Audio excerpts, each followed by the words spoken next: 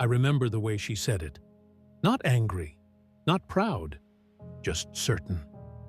We were sitting in the car with the engine off, the streetlight flickering like it was tired of trying. She looked straight ahead and said, "You chose your dreams." I didn't answer right away. My hands were still on the steering wheel even though we weren't going anywhere. The silence stretched, heavy and deliberate. I could hear my own breathing, the faint ticking of the cooling engine. Then I said it, quiet, almost to myself. And I paid. That was the moment I knew nothing between us was still negotiable. We met in the last year of school, when everything still felt reversible. The kind of time where you believed effort alone could fix any future mistake.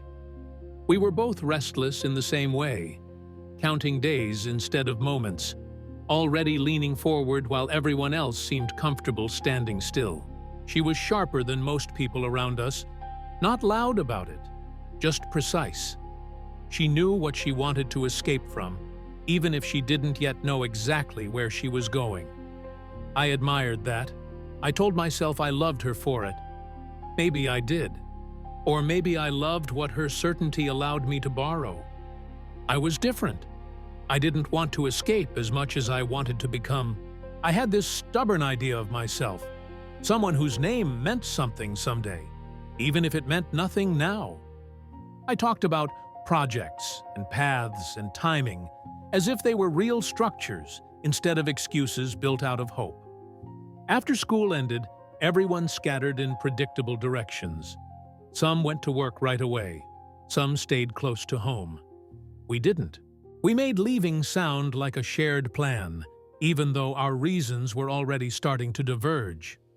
At first, it felt like freedom, cheap apartments, second-hand furniture, nights where dinner was whatever we could stretch until payday. We told each other that struggle was temporary, almost romantic, that we were building something others were too afraid to try. She worked more stable hours, took jobs that paid on time, learned how to budget, how to plan 3 months ahead instead of dreaming 5 years out. I noticed it, but I didn't name it. Naming things made them real. I chased opportunities that never fully arrived. Short-term contracts, unpaid work disguised as experience.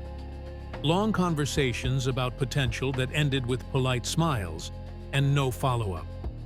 Every time something didn't work out, I told her it was part of the process, and she believed me, or maybe she wanted to. We didn't fight much back then. That's what people get wrong when they imagine how things fall apart. There was no shouting, just small adjustments. She started paying more often. I started apologizing more frequently, but always with the promise that it wouldn't be like this forever. Time passed anyway. Birthdays came and went. Friends moved forward.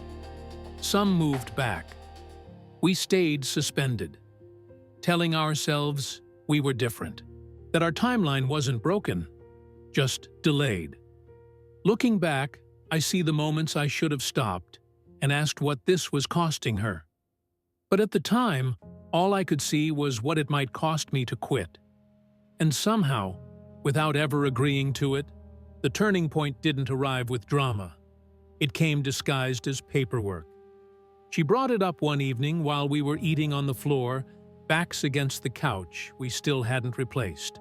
She had been quiet all day, the kind of quiet that wasn't absence, but preparation. When she spoke, she slid an envelope toward me like it was fragile.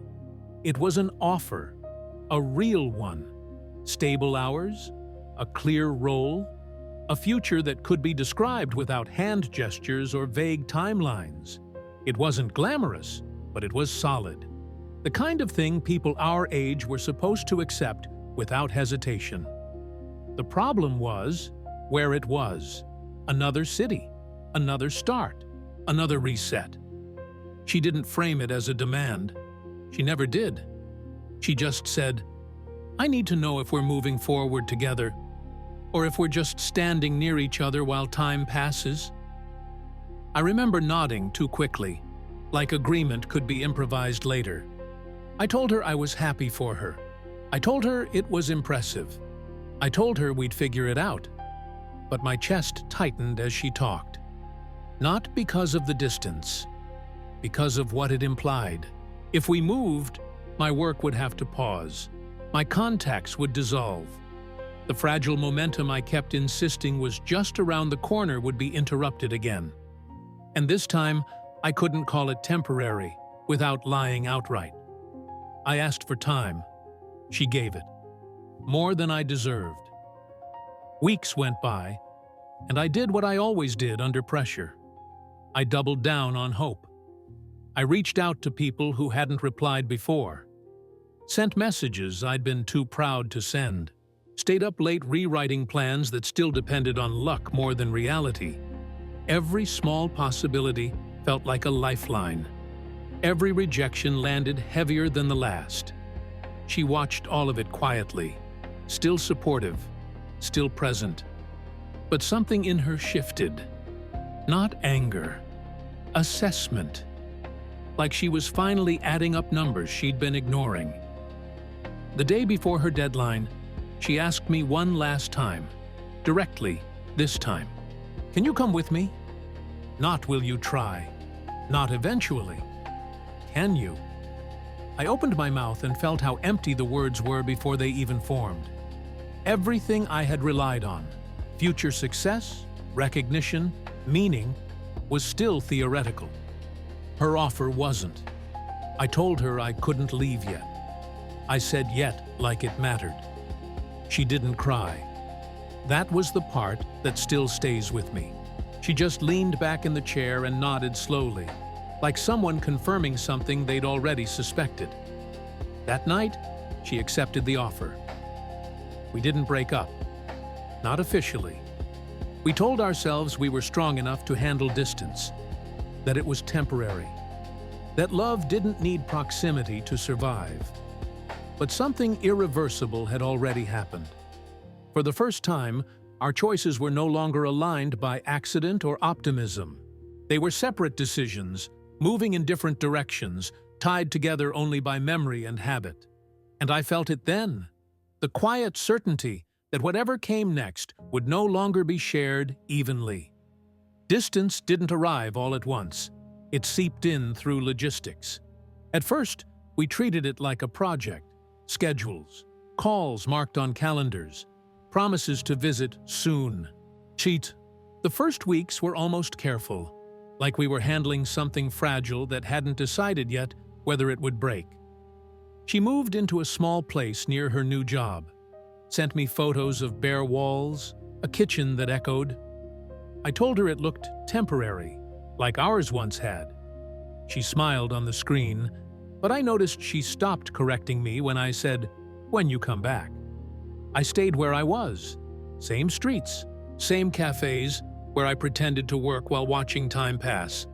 I told myself the sacrifice was active, intentional, that this separation was fuel, that pressure would finally sharpen me into the person I kept describing. Instead, it just made everything quieter. She was tired in a different way than before. Productive, tired. The kind that comes from days that add up to something. She talked about coworkers, deadlines, small victories that didn't sound exciting but sounded real. I listened, proud and uneasy at the same time. When she asked about me, I learned how to summarize without lying outright. I talked about momentum, about near misses, about how close things felt. I avoided details. Details required evidence. The visits became less frequent. Travel was expensive. Time was scarce. When we were together, we were gentler than necessary, like we were afraid of accelerating something neither of us wanted to name. I noticed how she paid attention to practical things now, how long something would last, whether an effort was sustainable. She wasn't colder, just clearer. One night, during a call that stretched too late, she asked me what my timeline was. Not accusing, curious. I gave her an answer that sounded reasonable. Months, maybe a year. I said it confidently enough that I almost believed it myself. She was quiet for a long moment.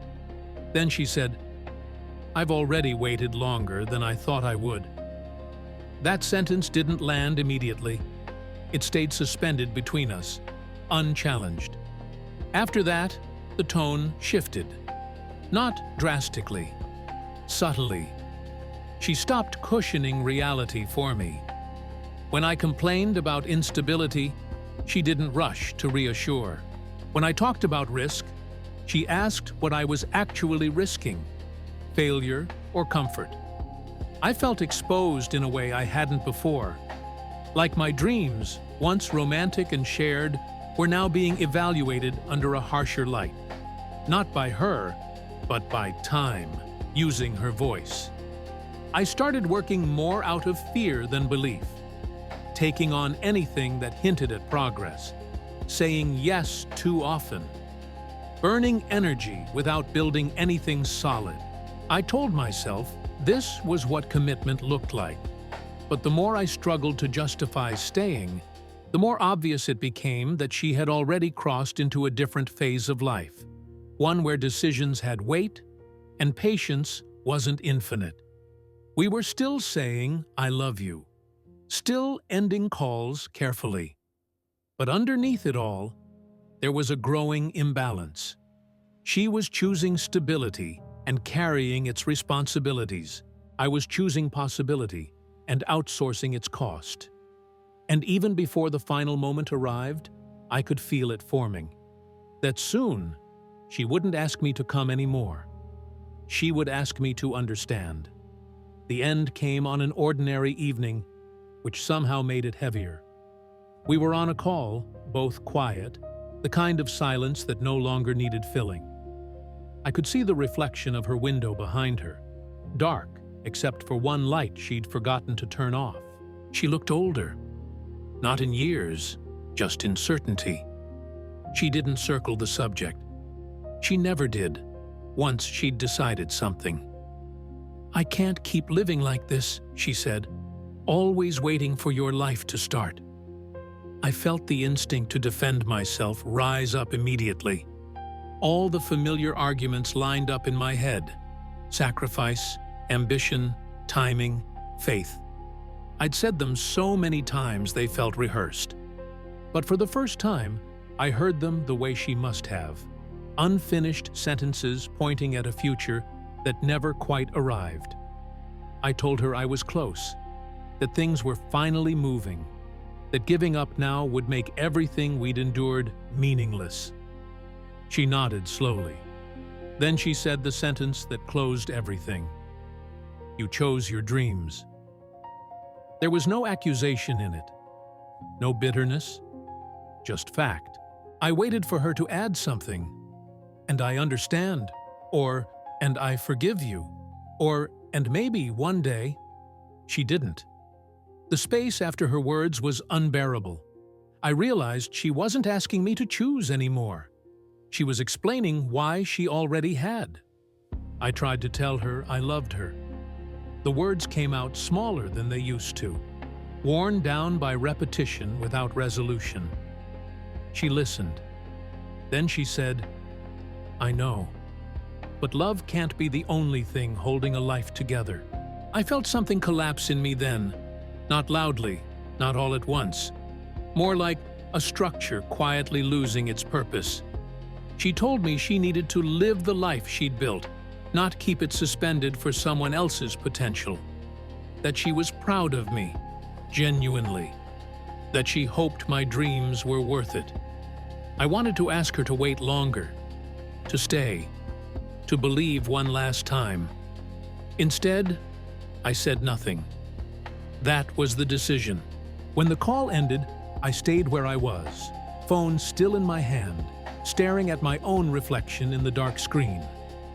And only then did the second part finally form in my mind, fully and honestly. And I paid. The silence after her absence was different from the silences we used to share. It wasn't charged or anticipatory. It just existed, unchallenged. days moved forward without needing my permission. I stopped checking my phone as often, not because I was stronger, but because there was nothing left to wait for. Her life continued in ways I could only imagine now. Mine narrowed. I worked. I pushed. Some things finally happened. Not the way I'd described them back then, but enough to call them real. Enough to survive on. Enough to tell myself I hadn't been wrong. But success, when it arrived, was quieter than I expected. There was no one to call first. No one who knew how many versions of myself had failed before this one managed to stand. The winds landed without witnesses. They didn't echo. Sometimes I catch myself rehearsing explanations I'll never give her. How close I was. How hard I tried. How none of it was indifference. Just belief, held too long and too stubbornly. I don't reach out. Not because I'm noble. Because reopening that door would require pretending the cost wasn't already paid. I still remember the way she looked the last time I saw her in person. Grounded, tired, certain. She didn't look like someone who'd lost anything. She looked like someone who had stopped bleeding. As for me, I live with a different kind of consequence. Not regret exactly. Something steadier. The awareness that choices don't only build futures, they erase others quietly, without asking if you're ready to let them go. I chose my dreams. And sometimes, late at night, when everything I worked for finally feels still, I understand what that choice required. Not in theory, in memory.